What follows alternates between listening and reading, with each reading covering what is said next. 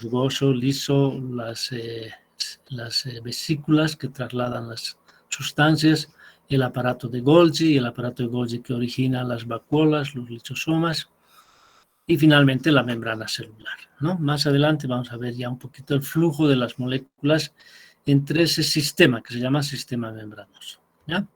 También hemos repasado las diferencias con la célula vegetal, ¿no? Principalmente la pared, la gran vacuola y principalmente los cloroplastos, ¿ya? Después básicamente son la misma estructura, ¿sí? Bueno, esta tablita les había recomendado que no traten de aprenderla de memoria, sino razonando y obviamente acordándose de las diferencias, más que acordarse de memoria qué tienen y qué no tienen, de acordarse solo de aquellas que no tienen, ¿no? Las que no tienen, ¿sí? Las bacterias, los procariotes, casi no tienen nada, ¿no? La célula animal vegetal casi tienen todo, ¿no? Con algunas excepciones, ¿ya? Entonces, esas excepciones son las que yo les recomiendo acordarse y después ya es sumamente fácil. Cuando uno empieza a describir la célula, pues hacerlo correctamente, ¿ya? Y vamos a ver varias cosas, ya un poquito más en detalle, como es el citoesqueleto, ¿no? Ya les había dicho que el citoesqueleto, sí, ahí está, ¿no? El citoesqueleto en la célula es dinámico, es decir, obviamente no quiere decir que solo se mueve, ¿no? Porque el nuestro también es dinámico, se mueve, ¿no? Pero el nuestro es rígido, por lo menos la parte ósea es muy rígido, ¿no? Y permanente, es decir, no desaparece. En cambio, en la célula sí hay partes del citoesqueleto que pueden armarse y desarmarse de acuerdo a necesidad de la célula, ¿ya? Entonces, los tres componentes fundamentales, acuérdense, del citoesqueleto son los filamentos intermedios, ¿ya? Acá están dibujaditos, ¿no? Esto va un poco por tamaño, ¿no? Intermedios quiere decir que están entre los microtúbulos y los microfilamentos, ¿no? Es decir, son más grandes, son muy pequeños, ¿ya? Entonces, estos son los intermedios, ¿ya? Que están hechos de diferentes proteínas que van variando de acuerdo a la célula, ¿no? Y otra característica que tienen es que son permanentes. Esta es la parte del citoesqueleto que, digamos, no tiene esa flexibilidad de poder aparecer o desaparecer durante los ciclos de la célula, ¿ya? Luego están los microtúbulos más pequeños, ¿no? Perdón, los microfilamentos más pequeños, ¿sí? Más delgados, ¿ya? Y hechos principalmente de una proteína que ustedes ya la deben conocer, la famosa actina. ¿Sí? ¿Les suena la actina? Sí, doctor. ¿Sí? A ver, ¿a qué les hace recuerdo? El sarcómero. Perdón, ¿eh? El sarcómero, la unidad funcional del músculo. En la célula muscular, ¿no ve? Porque la actina se asocia a la miosina y esas son las dos proteínas que pueden producir movimiento, ¿no? Son la unidad de movimiento de las células musculares. Una célula muscular puede tener varias unidades de esas y gracias a ellas pues se contrae o se relaja, ¿no? Entonces, aquí también la actina, pero claro, esta es una célula normal, ¿no? Pero una célula que no es muscular, no hablamos de célula. Entonces la actina está solita formando estos microfilamentos, ¿ya? Y luego tenemos a los microtúbulos más gruesos, ¿no? No son los más gruesos.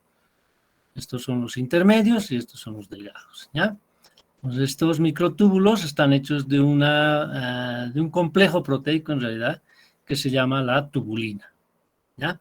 Que vamos a ver, es muy interesante porque además puede formar otro tipo de unidades, no vamos a llamar organelos, sino estructuras que tienen que ver mucho con el movimiento de la célula, ¿ya? Aquí hay una fotografía muy interesante, ¿no? Donde se han podido teñir muy específicamente, ¿no? A los microtúbulos, ¿ya? O sea, los que están hechos de tubulina, ¿sí? Y a los microfilamentos, los que están hechos de actina, ¿no? En azul, ¿ya? Entonces, fíjense, esta es una célula de verdad, ¿no? No es un dibujo como esto, ¿ya?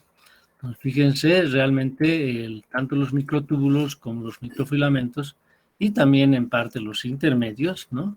¿Ya? Van a cruzar toda la célula, ¿ya? ¿Sí? Los filamentos tienen una localización un poco más periférica, ¿no? Es decir, muy pegada a la membrana.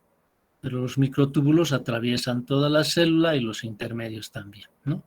Los microtúbulos también son interesantes porque son como, diríamos, una red que tiene la célula sobre la cual pueden desplazarse algunos organelos, principalmente, aquí ven, por eso lo han pintado acá, a la mitocondria. Recuerden que la mitocondria es un organelo suelto, ¿no? ¿Sí? ¿Dónde estaba acá? Es un organelo suelto. Bueno, aquí en la célula vegetal está medio apretado. Miraremos la célula animal. Acá, ¿no? Entonces puede ir a cualquier región de la célula donde se necesite producción de energía.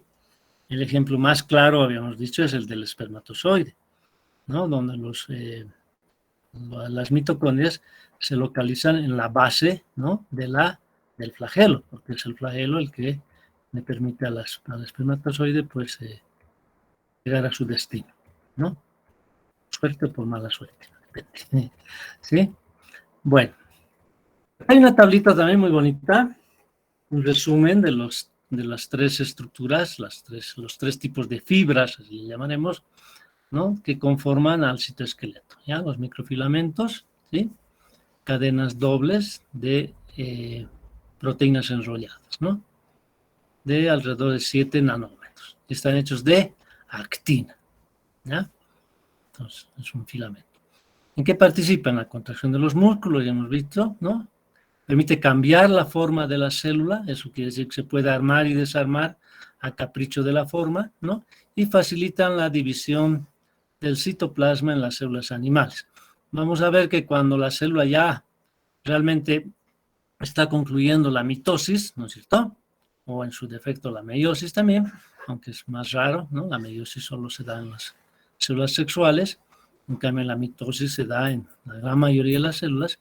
Tiene que ya separarse físicamente, ¿no? Es decir, tiene que partirse en dos. Y ello se da a través de la acción de estos microfilamentos que van formando o que van cerrando, ¿no? La membrana y que permiten que una célula se divida en dos, ¿ya? Luego tenemos a los intermedios, ¿no? ¿Sí? Que son unidades helicoidales, fíjense, ya más como un tornillo, digamos, ¿no? ¿Sí? En grupos de 4, ¿ya? Y que sus proteínas ya no están identificadas aquí como la actina o aquí la tubulina, sino que pueden variar, decíamos, según la función y el tipo de célula, ¿no? Proporcionan un marco de soporte, sostienen la membrana plasmática y afianzan varios organelos en el citoplasma, ¿ya? Y también tienen la capacidad de unir las células. ¿Se acuerdan de los desmosomas? ¿No? Esos desmosomas están sujetos en los microfilamentos, ¿ya? Entonces, de esa manera quedan agarradas unas células con otras. Finalmente tenemos los microtúbulos, ¿no? Que son tubos consistentes en espirales de dos proteínas, ¿ya? Una rosada clara y otra rosada oscura, ¿no? En realidad no tienen color, pero aquí las podríamos decir. En algunos libros están identificadas como la subunidad alfa, ¿ya? Muchas cosas se llaman alfa, ¿no? Y beta, una subunidad alfa y otra, digamos, la rosadita oscura, la subunidad beta, ¿no? Entonces estas se van adicionando, una alfa, una beta, una alfa, una beta, y van formando esta espiral, ¿no? Y si en su momento tiene que desarmarse, sobre todo durante la división celular, pues estas bolitas también se van soltando, ¿no? Y se va desarmando estos microtúbulos. Y obviamente esas bolitas pueden reconformar otra vez la tubulina o bien participar en este otro tipo de estructuras que forman la tubulina. Fíjense, tenemos a cilios y flagelos, ¿ya? Los cilios y flagelos están formados por haces de tubulina, ¿sí? Fíjense aquí una disposición muy bonita, ¿no? Grupos de A3, ¿ya? En un octámero, ¿no? O sea, 8 grupos de A3. ¿Vamos? Aquí en el cilio ya no son 8 grupos de A3, son 8 grupos de A2, ¿sí? 2 unidades de tubulina. Y una central, ¿no? Por eso se le suele llamar 8 por 2 más 2, ¿no? 8 por 2 más 2, ¿ya? Bueno, esos son detalles. Pero lo que se tienen que acordar es que tanto cilios como flagelos están formados por tubulina, ¿ya? Tubulina. O sea, la tubulina no solo forma esos haces en el esqueleto, en el citoesqueleto, sino también conforma a los cilios y a los flagelos. Y hay también otra estructura que no está aquí, que no sé por qué. ¿Sí? La tubulina también forma los centriolos en la célula animal. ¿Se acuerdan de los centriolos? Aquí está, ¿no ve? ¿Ya? Estos son los centriolos, que también están hechos de tubulina, ¿sí? Son grupos de 3, también en 8 unidades, ¿ya? 8 unidades de A3, ¿no? Muy parecido a lo que sucede en los flagelos, ¿no? ¿Sí? Bueno, ahora estos centriolos no están presentes en la mayoría de las células vegetales, ¿sí? En la mayoría. Se han descubierto algunas plantas, algunos vegetales, obviamente en sus células, que sí tienen centriolos, ¿ya? Ahora, estos centriolos en la célula animal tienen una función no muy clara, no está muy bien establecido, pero lo interesante es que en las microfotografías se ve que el uso mitótico parten de los centriolos en la célula animal. En la célula vegetal no, porque no hay centriolos, ¿no? Pero también hay uso mitótico, ¿ya? El uso mitótico también está hecho de tubulina, ¿ya? Esos haces, a ver, yo creo que a lo mejor lo dibujaré, ¿no? Mejor, para tener un complemento. No estar hablando ahí de memoria. A ver, vamos a hacer un resumencito con la tubulina, ¿ya? Porque eso sí amerita una aclaración, ¿no? Entonces tenemos la tubulina. Es una proteína, decíamos, ¿no? Es una proteína donde se van juntando la subunidad alfa, ¿sí? La subunidad alfa más la subunidad beta, ¿ya? Y van formando, a ver, obviamente no voy a poder hacer un dibujo tan bonito como del libro, ¿no? Van formando una especie de, bueno, de espiral, ¿no? Ya, sí, bueno, ese es, ¿ya? Ahora estas subunidades pueden entrar, ¿no? A la estructura, pero también pueden salir, ¿no? De tal manera que, decíamos, esa tubulina puede armarse y desarmarse, ¿ya? Ahora, ¿qué forma la tubulina? La tubulina es parte, ¿no? Ya, parte del citoesqueleto, ¿sí? Del citoesqueleto, ¿no? Esqueleto. Ya.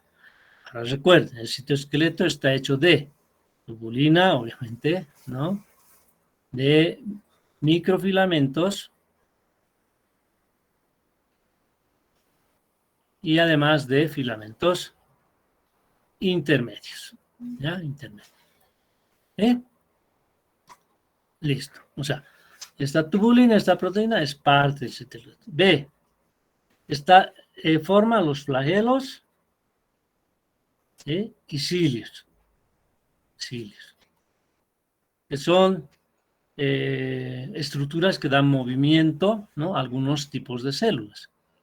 ¿Ya? Hay células flageladas, ¿no es cierto? ¿Ya? Como en la práctica de protozoarios, donde ustedes van a traer muestras de agua, de lagunas, floreros, qué sé yo, y ahí vamos a poder ver a los protozoarios. Hay muchos protozoarios, ¿no? ¿no? Así, tienen dos flagelos, ¿no? Este es un núcleo y estos son flagelos, ¿ya? O hay otro como el paramecio, ¿no? Un protozoario muy grande, ¿ya? ¿Sí? ¿No? Tiene muchas vacuolas y cosas aquí dentro, pero tiene cilios, ¿no? Entonces esto le permite a este microorganismo, que es microorganismo, ¿no? En este microscopio va a ver, es un protozoario, pero es un microorganismo. ¿Ya? Entonces tiene cilios, ¿Ya? Entonces, estos flagelos, estos cilios están hechos también de tubulina, ¿sí? ¿Ya? Ahora, por ejemplo, el flagelo, a ver, hay una cosa que hay que aclarar también. Cuando uno pinta estas células, dibuja estas células, o se imagina estas células, ¿no? Por ejemplo, una célula ciliada, a ver, ¿conocen células ciliadas en el humano?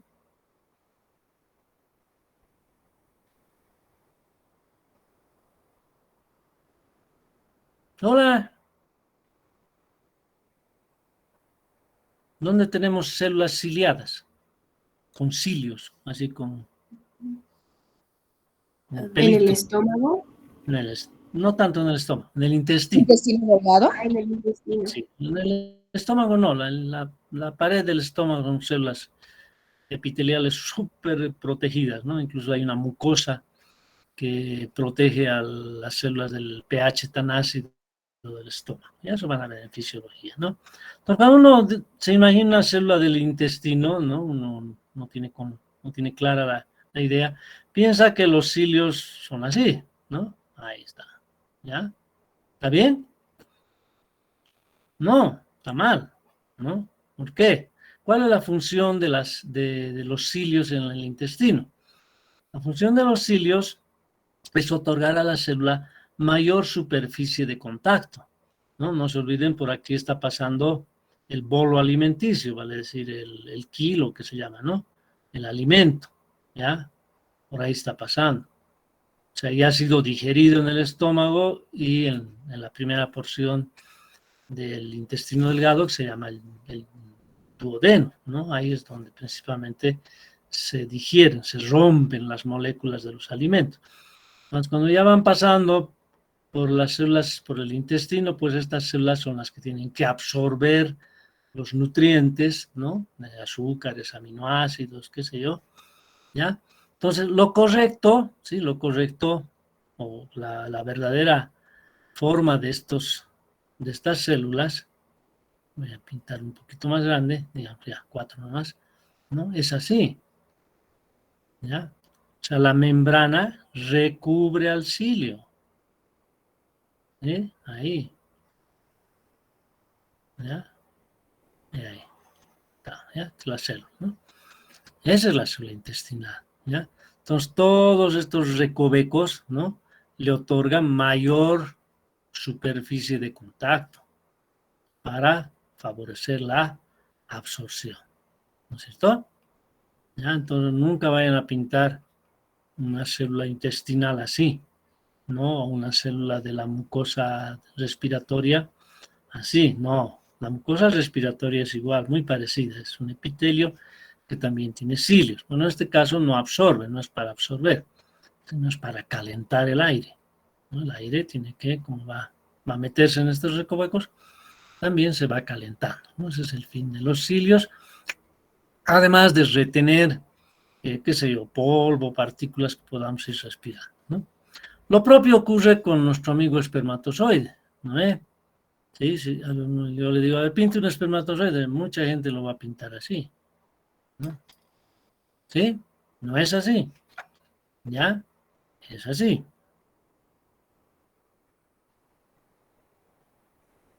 Ay, mal, aplazado. Ya, es fácil pues pintar en esta pizarra. Ya, sí, ya bueno, ya, van a disculpar que no, muy gruesa la cola, ¿no? Pero esa es la idea, ¿no? ¿Ya? Así, o sea, el flagelo del espermatozoide también está recubierto de membrana, ¿no? Bueno, aquí está su núcleo y habíamos dicho, en esta base aquí están las mitocondrias, ¿no? Reunidas, muchas, para permitir dar la energía, ¿no? Las mitocondrias, ¿ya? Para suministrar ATP, para que el flagelo pueda, pues, realizar adecuadamente su movimiento, ¿no? Hay cosas comparativas de cuánto nada un espermatozoide y es como si un humano creo que nadara 200 kilómetros, una cosa así, para llegar a su destino, ¿ya? Bueno, ¿qué otra cosa está hecho de tubulina? decíamos los centriolos. ¿Sí? Los centriolos, ¿no? Esos grupitos de 3, ¿sí? Bueno, son 8 grupitos, ¿no? 3, 2, 4, 5, 6, 7, 8, ya, ¿no? Y así, ¿ya? La estructura así. Parece un canelón, ¿no? No, ¿qué se llama? Esos fideos con los que hacemos sopa de maní. ¿Qué se llama? Macarrón. Macarrón. Parecen un macarrón, ¿no? Ya esos son los centriolos, que son de a 2. Siempre van por par, decía que hay otro, ¿no? Hay 2, 3, 3. Ya, supongamos que son 8, ¿no? Ya, así. ¿Sí? Siempre son par. Además, siempre se ubican así, ¿no? Uno y el otro. ¿Ya? O sea, en forma perpendicular, ¿no? No van a encontrar dos paralelos ahí, uno al lado del otro, no.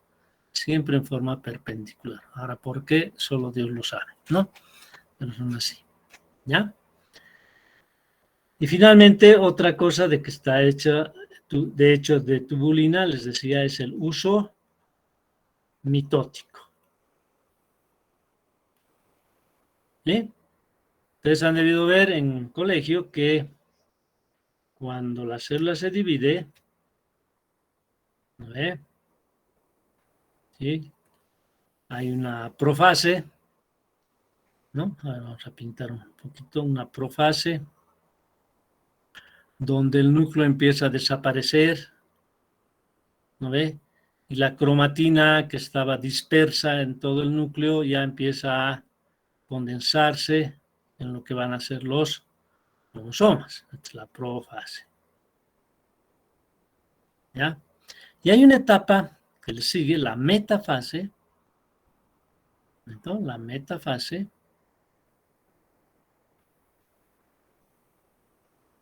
donde, en este caso estamos hablando de una célula animal, a partir de los centriolos, se origina unas de fibras,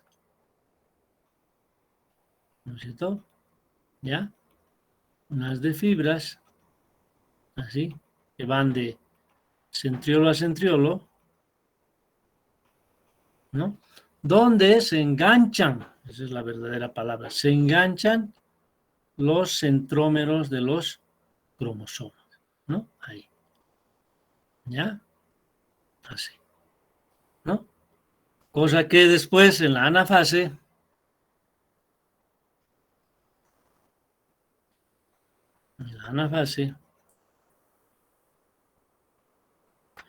ese haz de fibras se va retrayendo, así se va acortando, ¿no? Se va acortando en ambos extremos, ¿ya? Y obviamente va arrastrando a la mitad, ¿no? A la mitad de los cromosomas. ¿Sí? No se olviden, esta parte de arriba es idéntica a la parte de abajo y se parte, ¿no? Se reparte. ¿Ya?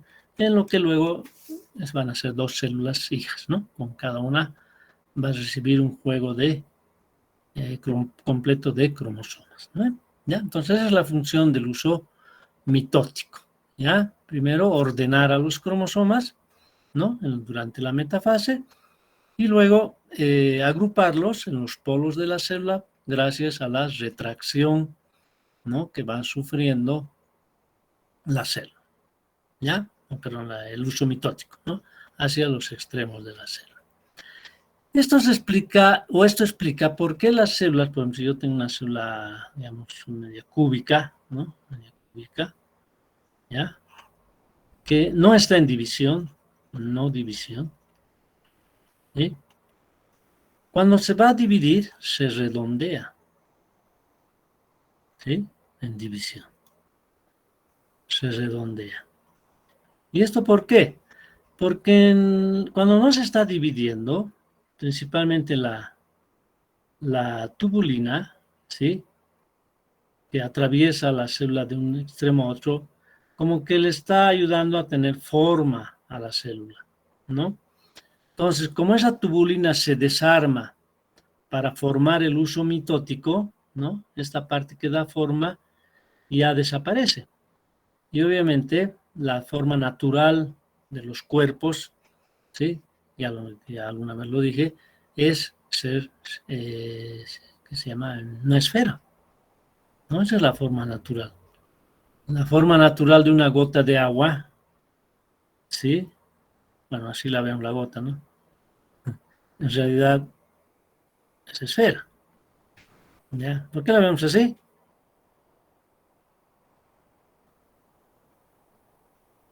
Física, física.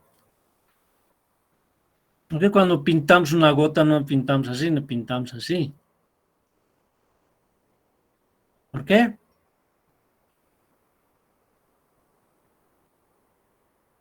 La gravedad, por la gravedad, ¿eh? ¿Ya? Bueno, ya. Ah, ¿está claro ahora un poco? O más claro, perdón, más claro sobre todo lo que significa el citoesqueleto, ¿no? ¿Ya? Cuidado que yo pregunte y diga, a ver, ¿qué cosas forma la tubulina? Y ustedes me digan, la tubulina forma microfilamentos, filamentos intermedios. No. Ya, el citoesqueleto está hecho de tubulina, microfilamentos y filamentos intermedios. Pero además la tubulina, además de ser parte del citoesqueleto, forma cilios, flagelos, centriolos y uso mitótico. ¿Ah? Bueno, nos volveremos al libro. Ya. Ay, a ver. Este lapicito creo que se puede hacer desaparecer así, ¿no? El lapicito tarda. Ya.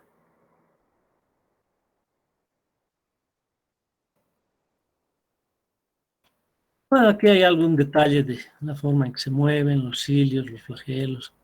Ahí está nuestro amigo espermatozoide, ¿no es cierto?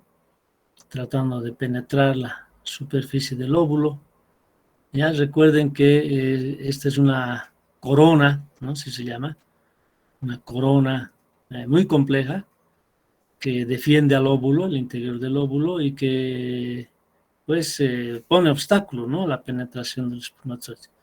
Finalmente, el primero que logra atravesar esa barrera es el que penetra, ¿no? Pero solo penetra su núcleo. Ya, bueno, y alguna vez tal vez se escapa algo más del interior de la cabeza del espermatozoide, ¿no? Sin embargo, normalmente es el núcleo. ¿Sí? Bueno, ya. Vamos a hablar un poco del núcleo, ¿sí? Fíjense, el núcleo, ya les había dicho, tiene la envoltura nuclear, ¿no es cierto? Ya que es una como doble membrana, ¿no? Y que en muchas secciones, habíamos visto, da prolongación a los retículos, ¿no? Y fíjense, ya los ribosomas incluso están pegados a esa segunda capa de membrana, ¿no? Existe el poro nuclear, ¿ya? Poro nuclear, que comunica obviamente el citoplasma con el nucleoplasma, antiguamente llamado jugo nuclear, ¿no? Pues por este poro nuclear es por donde van a poder penetrar, ¿no? Entrar y salir las sustancias, ¿ya? Repito, ¿no? Del citoplasma al nucleoplasma. Nucleoplasma, ¿ya? Ahora, ¿qué sustancias? Porque no pasa cualquier cosa, ¿no? Principalmente pasan, obviamente, agua, ¿no? Agua. Pueden pasar iones, ¿ya? Pueden pasar mensajeros. Aquí, cuando vean bioquímica, principalmente van a hablar de ciertos iones muy importantes como el calcio, ¿ya? O algunas hormonas, ¿sí? Luego pueden pasar proteínas nucleares. Claro, a ver, ¿por qué? Porque ¿dónde se sintetizan las proteínas?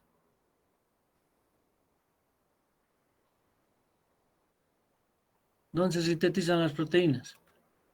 A ver, aquí, en la En el tablita. retículo endoplasmático rugoso. Ah, muy bien. En los ribosomas, prácticamente del retículo endoplasmático, ¿no? ¿Sabes? Ribosomas, centro de síntesis de proteínas, ¿no? ¿Y dónde están los ribosomas? No están dentro del núcleo, ¿no? O están pegados hasta su membrana externa, ¿no? O pegados a la parte de los ribosomas del retículo endoplásmico, pero a la pared externa del retículo endoplásmico rugoso. Entonces, una vez que se han sintetizado las proteínas, aquellas que pertenezcan al interior del núcleo, que no son pocas, ya las vamos a ir conociendo, sobre todo son las que tienen que ver con primero, con la replicación del DNA, es decir, copiarse el DNA, producirse RNA mensajero, ¿no ve? Y además, a ver, ¿qué otras? Esos dos, ¿no? Esos dos procesos, replicación y transcripción, ¿no? Además hay proteínas que son parte de la cromatina, ¿no? Entonces, todas esas proteínas que pertenecen al núcleo, pues tienen que pasar a través del poro nuclear, ¿ya?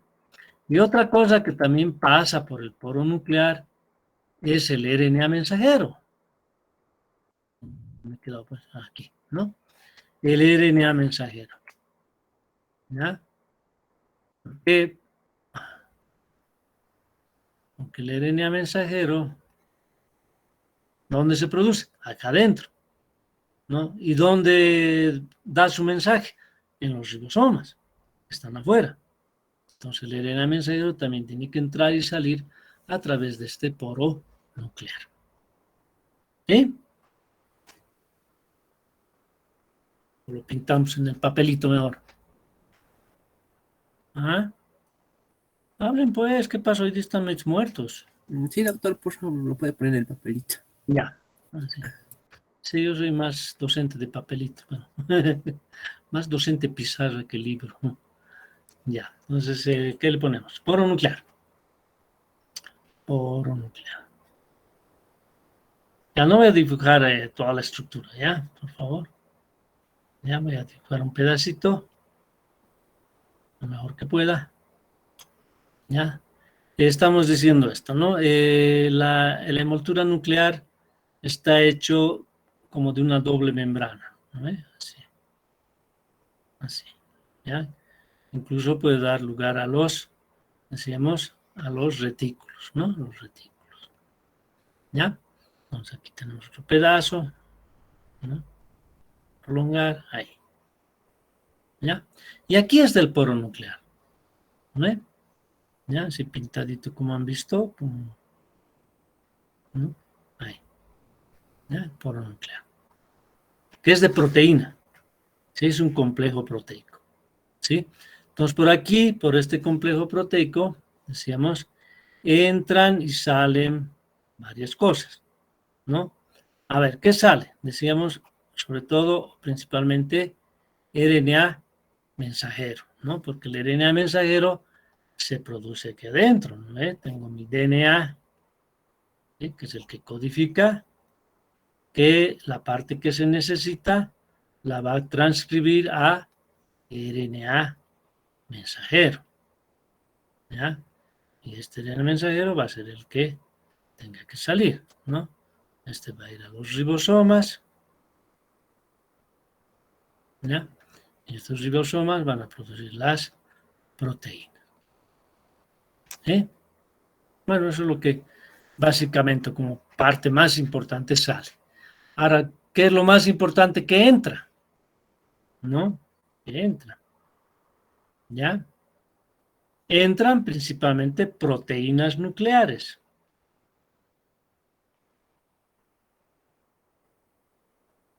Es decir, proteínas que tienen que ver con la actividad del núcleo.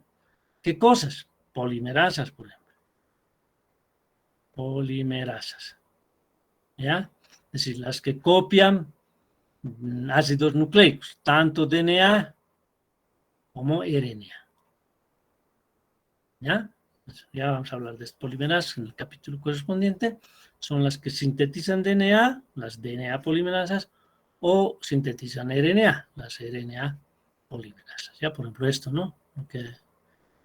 ¿Quién produce RNA mensajero a partir del DNA? La RNA polimerasa, ¿ya? Que es sintetizada aquí afuera, porque las proteínas se sintetizan aquí afuera, ¿no? Y luego pueden penetrar, ¿ya? Otra cosa que son muy importantes, las histonas. Las histonas son proteínas del material genético. El otro día hemos dicho, ¿no? El material genético está hecho de proteínas y DNA, ¿ya? Esas proteínas se llaman histonas genéticas. ¿Sí? Las proteínas del DNA se llaman histonas. ¿Está claro? ¿Sí? Bueno. Eso en cuanto al poro nuclear, ¿no? Aquí volveremos a repasar. La cromatina o el material genético. Así mejor lo haremos. El material genético. El material genético, repito, está hecho de un 70% de proteínas que se llaman, ¿qué cosa?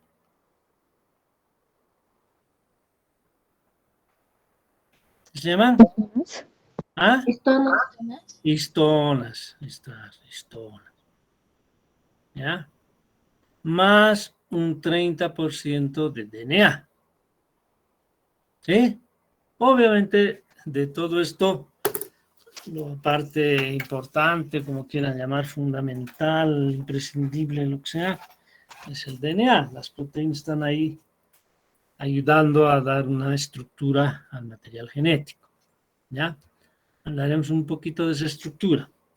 Fíjense, estas histonas forman una especie de tamborcito. ¿Ya? ¿Sí?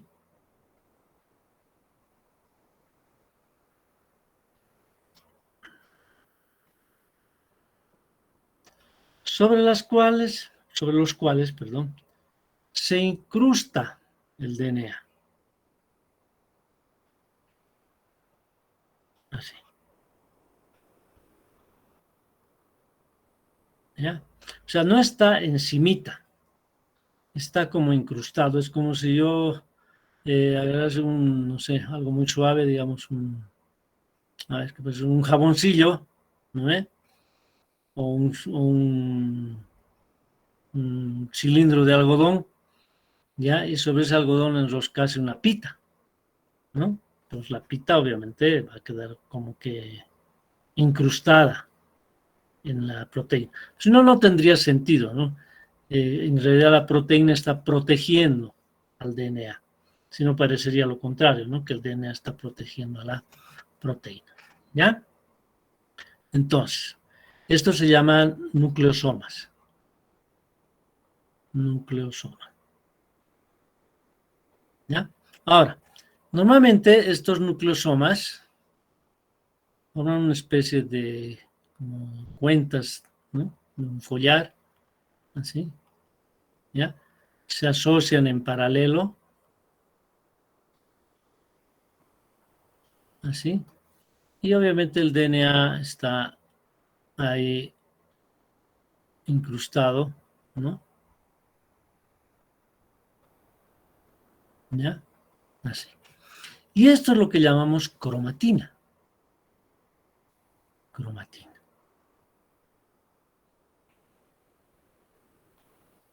¿Ya? Y cuando la cromatina todavía se compacta más sobre los nucleosomas ya, sobre todo con una histona que se llama la H1, ¿ya? ¿Sí? ¿No? Y aquí están los nucleosomas, ¿no? ¿Sí?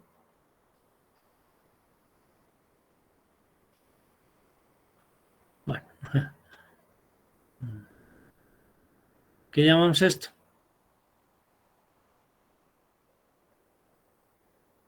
Cromosoma. Cromosomas. cromosoma. ¿Ve? Se llama cromosoma. ¿Ya? Entonces, esa es la forma en que podemos nosotros entender, ¿no? Que la unidad que conforma tanto a cromatina como cromosomas son los nucleosomas, ¿sí? Que son como tamborcitos en los que está enrollado el DNA. Cuando estos se ordenan así en paralelo, se da origen a la cromatina. Y la cromatina, bueno, está dispersa, ¿no es cierto?, en todo el núcleo, ¿ya? Cuando teníamos células, pues vamos a ver que realmente ocupan todo el núcleo. Ahora, cuando la célula va a entrar en división, ¿no? ¿Sí? Este material se compacta, ¿no? Se compacta alrededor de una histona especial que se llama la histona H1, ¿no? Y da lugar a lo que llamamos los cromosomas, ¿ya? Pues les decía algún rato, cromatina y cromosomas están hechos de lo mismo. Es proteína con DNA, ¿ya? Solo que lo único que varía es la forma. ¿Está más claro? Acabemos, ¿no? Ahí está. Sí, veamos esta. Ay, no sé qué apretó. Veamos esta célula. Algo apretado. No sé qué ha apretado de mi lápiz. Entonces mejor con esto. A ver, ¿puedo borrarlo? No lo he rayado. Ahí está. Lo voy a borrar. Ya hemos pintado en el papelito. Así, ya. Fíjense, así vamos a ver, ¿no?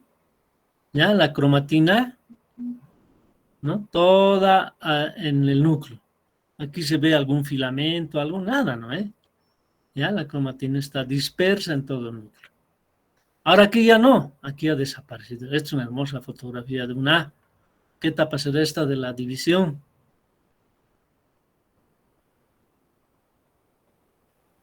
La anafase. Anafase, muy bien.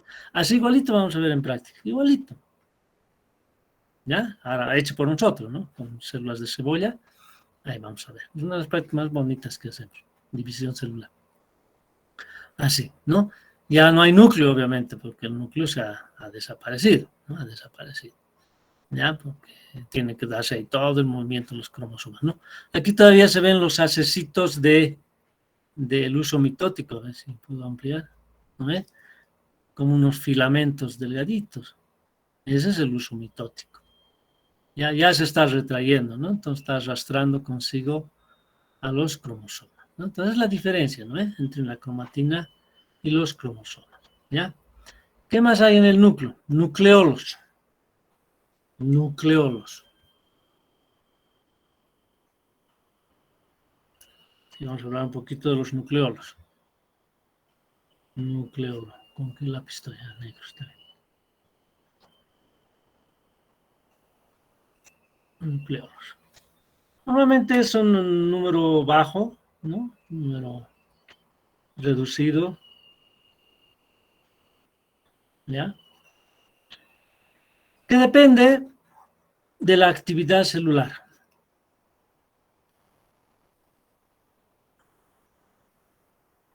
O sea, una célula es más reactiva, como por ejemplo un hepatocito, qué sé yo, ya tiene más nucleolos.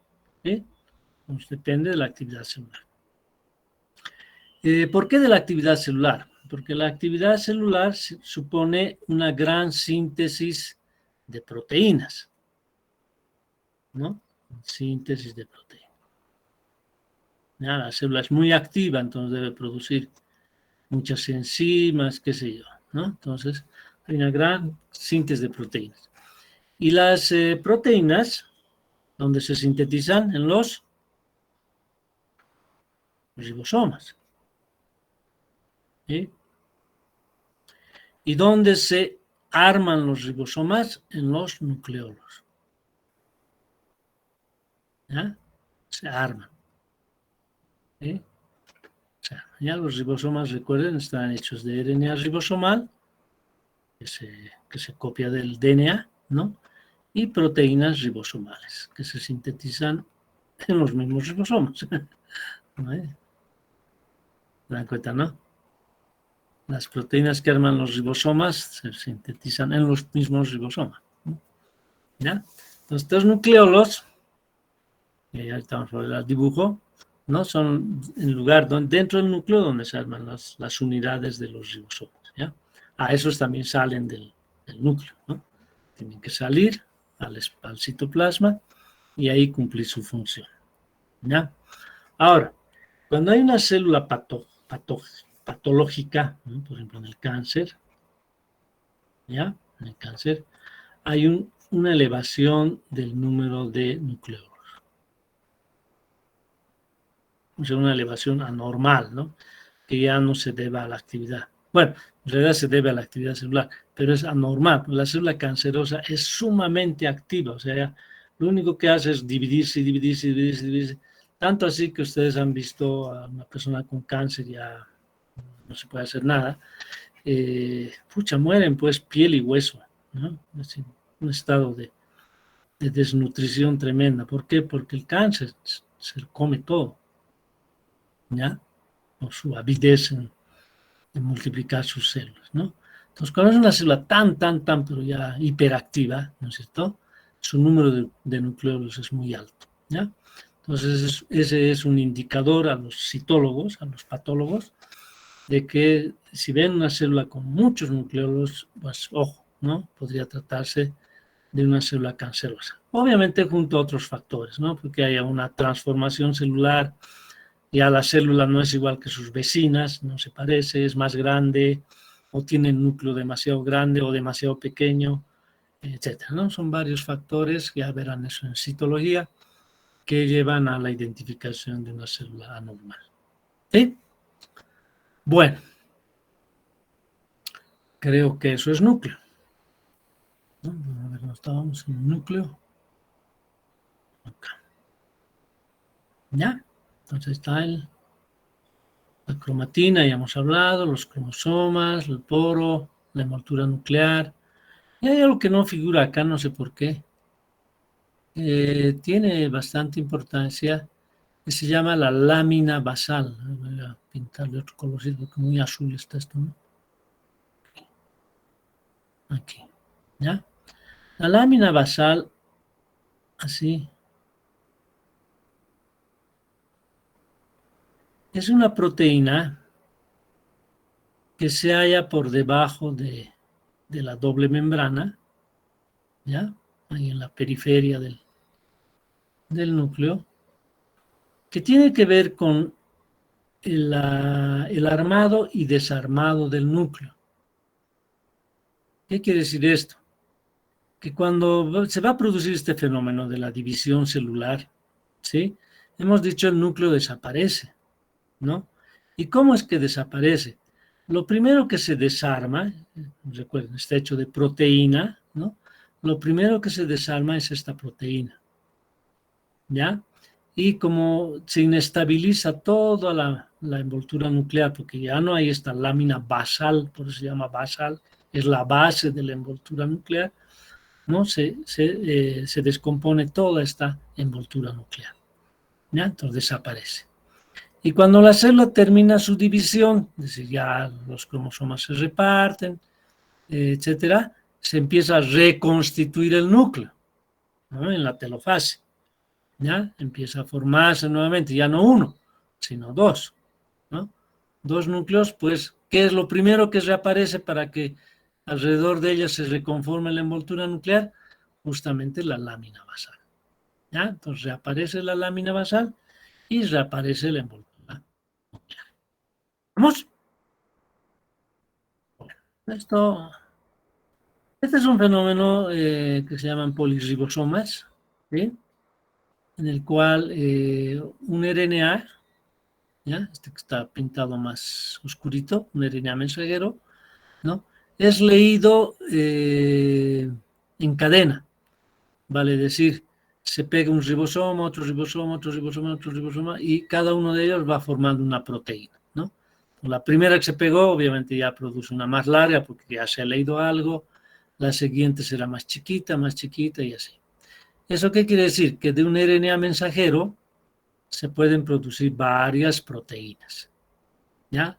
O sea, como que, a ver, nosotros, vamos a estudiar biología entre 8, ¿no? Entonces nos compraremos un solo libro, ¿no? Entonces yo empiezo a leer la primera página, termino y te la doy y vos vas leyendo y se van pasando las hojas. Y de un solo libro estudian 8 personas. Eso se parecería a lo que hacen los poliribosomas. Un solo RNA mensajero es leído por varios ribosomas y pueden producir varias copias de proteína. ¿Estamos? Bueno, pero eso se da en bacterias, no sé qué hace aquí. La verdad que esa gráfica no sé qué hace aquí, porque eso se da en bacterias, no en las células animales ni en las células vegetales. Bueno, esto es lo que habíamos hablado, ¿no? De cómo la envoltura nuclear puede ir dando origen por plegamientos, ¿no? A los ribosomas, ¿ya? Tanto el rugoso como el liso. ¿Eh? Esta es la forma que decíamos, ¿no? Las vesículas que salen del retículo endoplásmico, ¿no? Que transportan proteínas, paulatinamente llegan al aparato de Golgi, ¿no? Suceden algunos fenómenos químicos, ¿no? Estructurales de las proteínas ahí, se cortan o se adicionan, sobre todo grupos metilo, ¿ya? Y luego abandonan este sáculo y viajan al siguiente y así, ¿no? De esa forma que ya las vesículas finales llevan, como su nombre indica, proteínas modificadas o maduradas o transformadas, tiene varios nombres, ¿ya? Por el aparato del Golgi, ¿ya? Ahora, el fenómeno de transformación química, repito, ya sean adherirse grupos metilo o tal vez algún otro grupo, o sufrir recortes, es lo que finalmente luego va a decidir a dónde va a ir la proteína. ¿Ya? A ver, eso no sirve. Un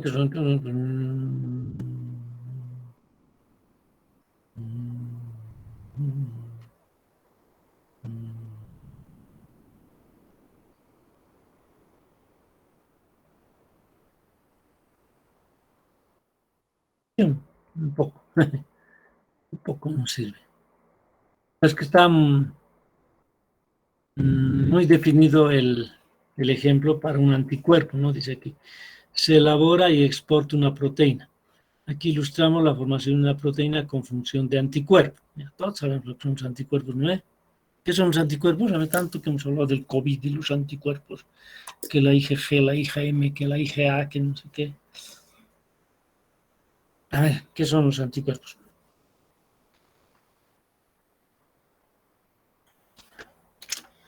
Bien están mis anticuerpos, ¿no?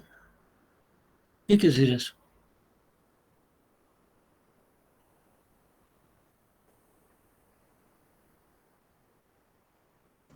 Son más o menos como defensa, algo así, como unas células fortalecidas a una enfermedad. Ya. A ver, vamos a dibujar un poquitito.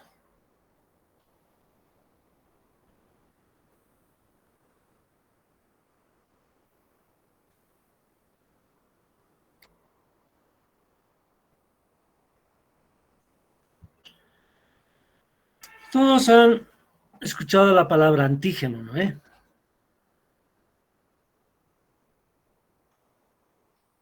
¿Qué es un antígeno? Es algo extraño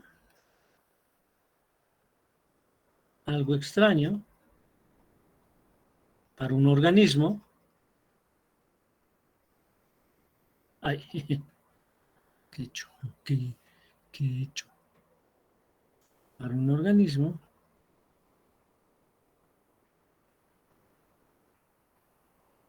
y que es capaz de generar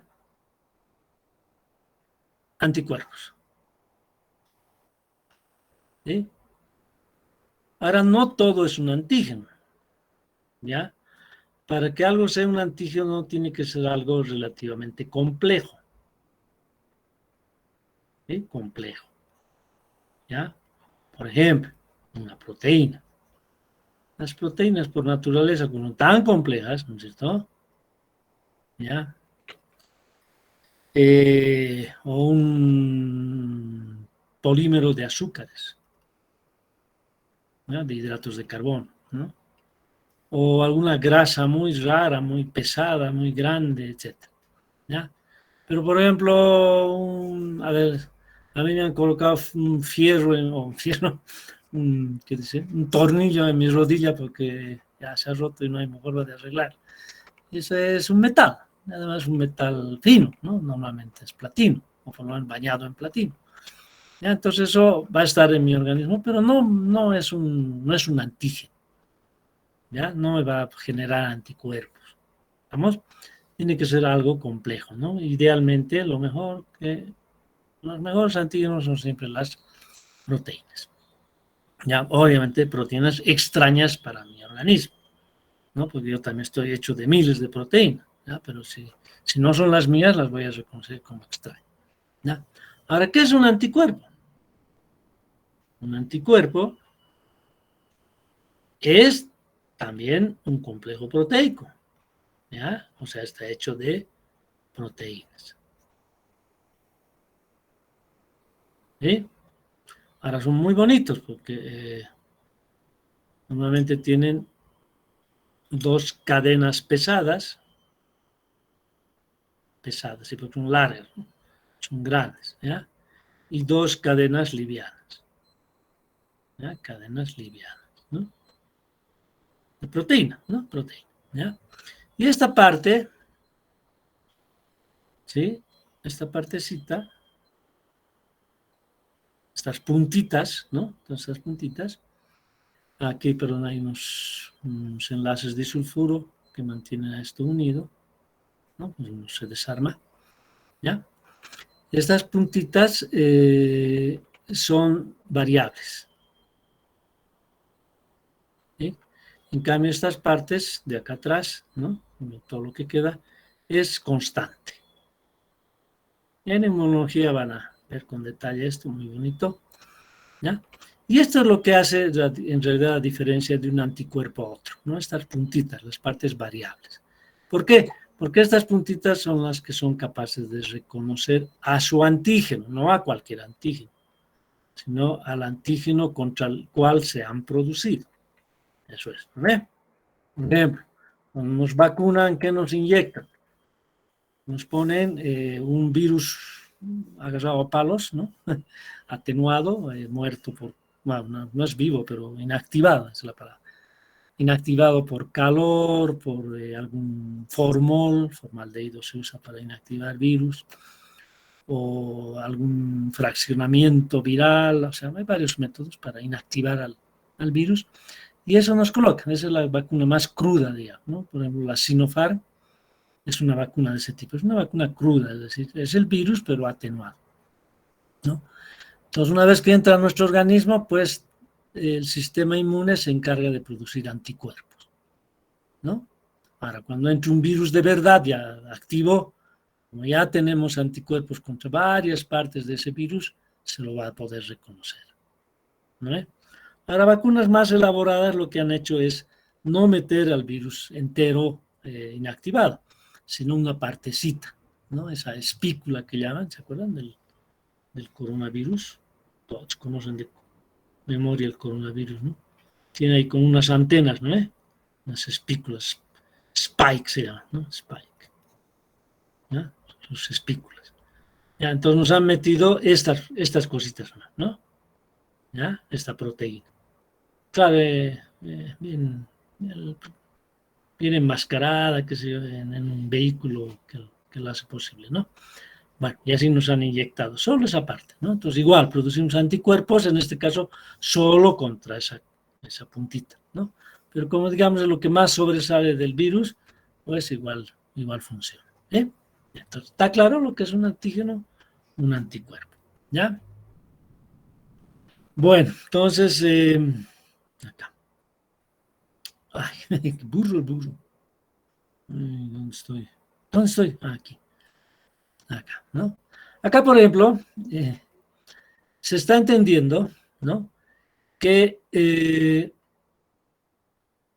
las proteínas, ¿sí?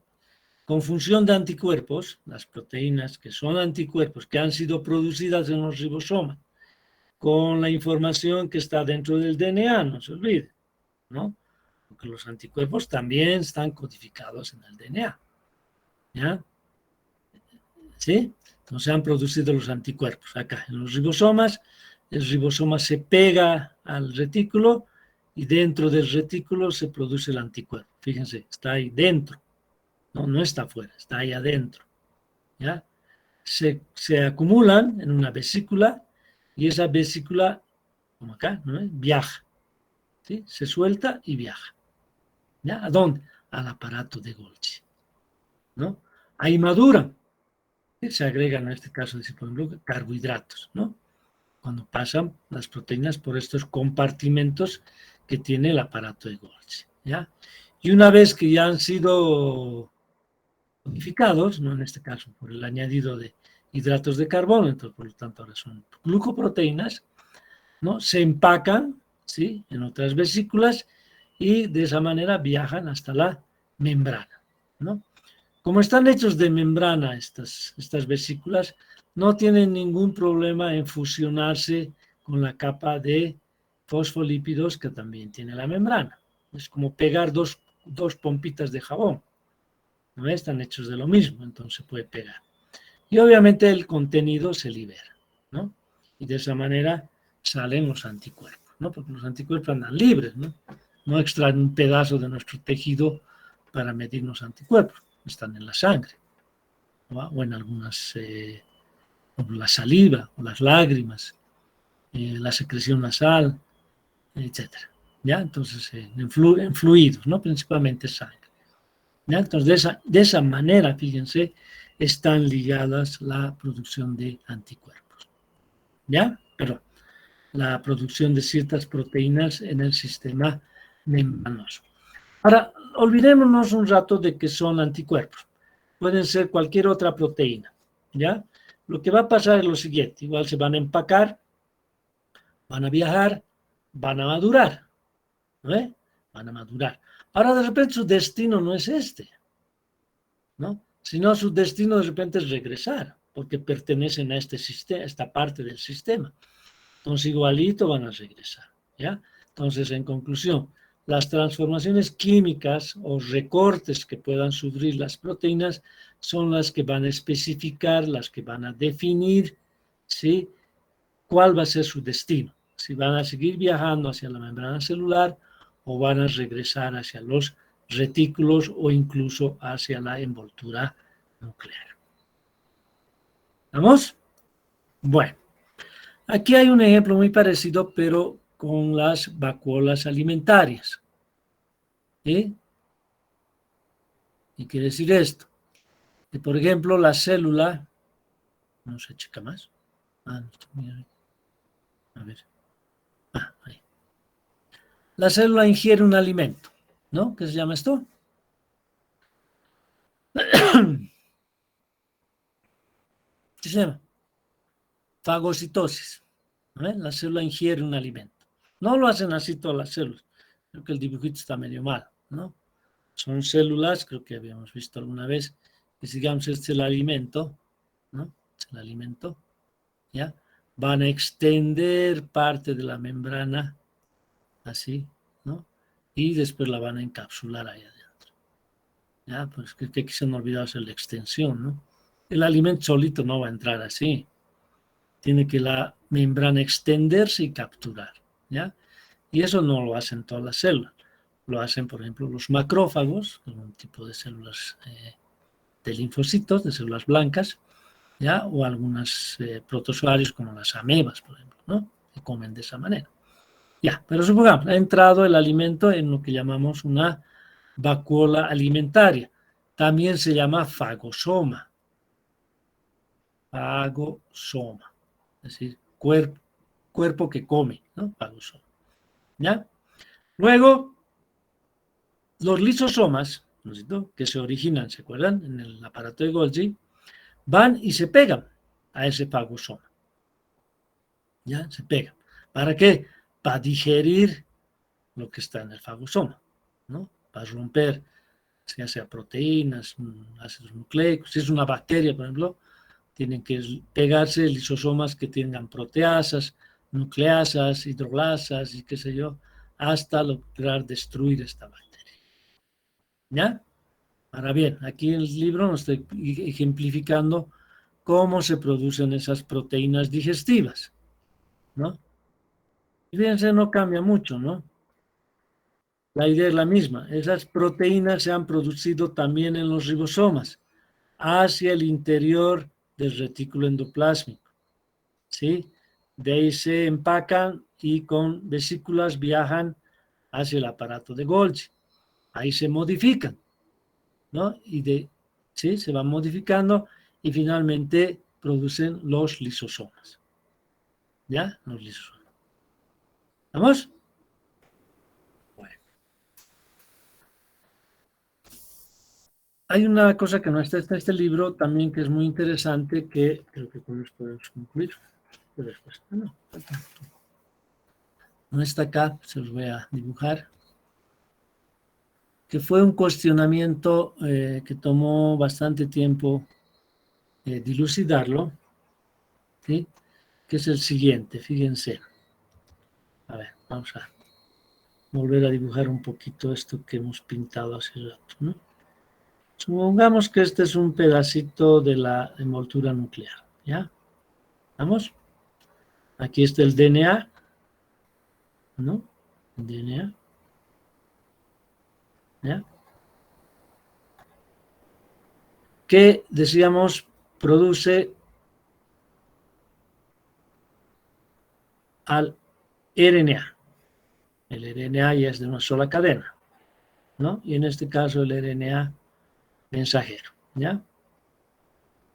Igual, ¿no? Estos son nucleótidos, estos son nucleótidos. Este RNA va a salir del núcleo por el poro nuclear, ¿ya? Ahí. Y aquí lo van a pescar los ribosomas. ¿Sí? El ribosoma. ¿Ya? ¿Y qué van a empezar a producir? Una proteína. ¿No es cierto? Una proteína. ¿Ya? Una proteína.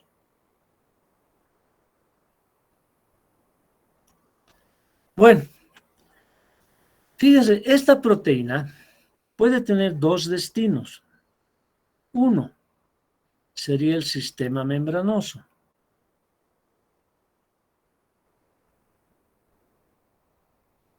Es decir, lo que acabamos de ver. Primero retículo endoplásmico rugoso, después cisterna, después aparato de Golgi, otra vez cisterna y después finalmente membrana celular, ¿no? Ese es el sistema membranoso, ¿ya? Entonces esta proteína tendría que viajar, ¿no es cierto?, al retículo endoplásmico, ¿sí? Pegarse, perdón, el ribosoma tendría que viajar, pegarse al retículo endoplásmico, ¿ya? Y terminar de producir la proteína aquí adentro, ¿no? Para que luego esa proteína, ya hemos visto, se mueva, ¿no? Como en el dibujo, se mueva, ¿ya? O su otro destino es el citoplasma. Es decir, no es una proteína que tenga que ir acá, ¿ya? Tiene que quedarse en el citoplasma. Entonces, ¿cómo se sabe si esta proteína va a tener que viajar o va a tener que terminar tranquilamente de sintetizarse en el espacio del citoplasma? ¿Sí? Entonces, ya hace algunos años, no muchos, se ha descubierto que si la proteína tiene primero unos cuantos aminoácidos que se llaman péptido, recuerden, ¿no? Unos cuantos aminoácidos le llamamos péptido, ¿no? En este caso tiene este nombre. Cuando se sintetizan primero algo que se llama el péptido señal, ¿sí? Esto va a viajar, ¿ya? Va a viajar. En cambio, si no hay péptido señal, se va a quedar en el citoplasma. ¿Vamos? Esta pequeña secuencia de aminoácidos hace que el ribosoma sea transportado a través del citoesqueleto, ¿sí? Y pegarse al retículo endoplásmico, que se llama en este caso rugoso, ¿no? Rugoso. ¿ya? Y si no hay el péptido señal, pues no se mueve el ribosoma, termina de sintetizar la proteína y esa proteína se queda en el citoplasma. ¿Estamos? Eso no está en el libro, ¿ya? Me ha entrado una duda sobre el liso. No hemos hablado nada del liso, ¿no? ¿En el libro? A ver. El retículo endoplásmico liso tiene una función muy, digamos, muy sencilla, ¿no? Es producir los fosfolípidos, ¿ya? El retículo endoplásmico liso es el lugar de síntesis de fosfolípidos. ¿Dónde está? Aquí debe estar. No está. Es que lo han englobado en uno solo, fíjense, ¿no? El retículo endoplásmico sintetiza componentes de la membrana, proteínas y lípidos. Claro, pues las proteínas se dan en el rugoso y los lípidos se dan en el liso. ¿Ya? Nótense, este es en el retículo endoplásmico liso. ¿Ya? Y las proteínas en el retículo rugoso. ¿Sí? Sí, me estaba extrañando que no salga en ninguna parte. Bueno. ¿Qué nos falta? A ver. Hemos visto todo esto. Esto no nos interesa un poquito las vacuolas que ya hemos hablado. ¿Ya? Fíjense, hay protozoarios como el paramesio, ¿no? Que tienen vacuolas donde se encargan de excretar el agua. Porque obviamente estos protozoarios viven en el agua, ¿no? Entonces, por ósmosis les entra cualquier cantidad de agua, ¿no? Entonces, tienen que tener la capacidad de botar esa agua, ¿ya? Y de la vacuola central en la célula vegetal ya hemos hablado, ¿no? Es la que regula la concentración de solutos en el citoplasma, ¿no? Bueno, nos falta hablar de dos organelos muy importantes. Nos vamos a tomar una clase entera, la mitad para hablar de mitocondria y la otra mitad para hablar de cloroplasto, ¿ya? Pero como no me gusta dejarlo cortado, porque en este tema sí no vale la pena dejarlo cortado, vamos a tomar la siguiente clase, el jueves, ¿ya? En 45 minutos vamos a hablar del proceso de respiración aeróbica y otros 45 minutos vamos a hablar de la fotosíntesis, ¿sí? Que son dos mecanismos que, si bien no tienen exactamente las mismas moléculas que participan, sí el uno parece el revés del otro, ¿ya? Eso se los voy a explicar con calmita. ¿Estamos? Bueno, hoy día nos iremos un poquito más temprano. ¿Alguna pregunta, algo?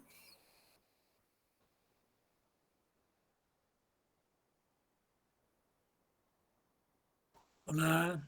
No, doctor. ¿Nada? ¿Todo tranquilo? Ya.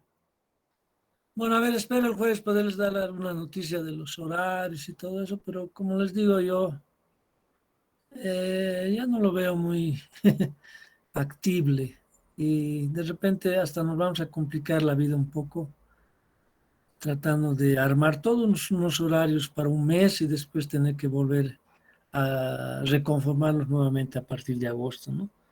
Tal vez ya no vale mucho la pena. Eso es lo que yo opino, muy, muy humildemente, ¿sí?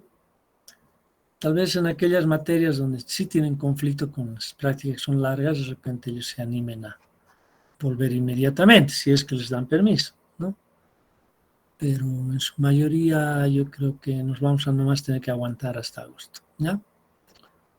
Bueno, chicos, nos vemos entonces el jueves. Vayan saliendo. Les mando lo del